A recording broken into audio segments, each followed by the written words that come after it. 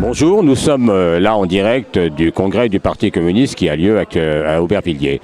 Alors, on a entendu de temps en temps certains délégués parler d'une chose dont on dit que c'est une vieille lune, complètement archaïque, à savoir la lutte des classes.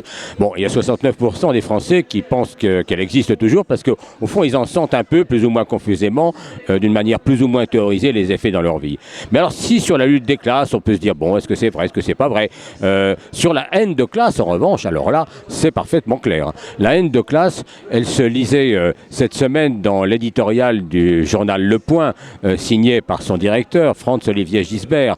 Pour lui, il y a deux menaces qui pèsent sur la France aujourd'hui, c'est Daesh et la CGT. Donc la CGT terrorise la France. Et évidemment, comme Franz-Olivier Gisbert ne recule devant aucun cliché, Philippe Martinez, le secrétaire général de la CGT, a une tête de beauf.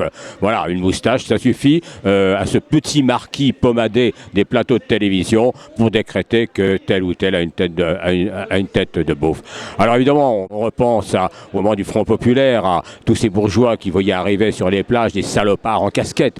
On repense au temps de la Commune, à ceux qui traitaient les communards de partageux, voire même les jolies dames de la bonne société qui venaient crever les yeux des communards morts avec la pointe de leur ombrelle. Bon, bien sûr, toute cette haine de classe s'exprime. Mais elle s'exprime au service de quoi?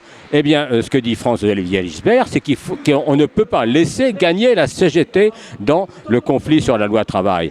Alors, on comprend que pour Franz-Olivier Gisbert, ces invectives, tout ça, c'est pour défendre la loi travail. Et alors, il y a un proverbe qui disait « Dis-moi qui te hante, je te dirai qui tu es ». Et là, on peut dire « Dis-moi qui te défend et je te dirai ce que tu es ».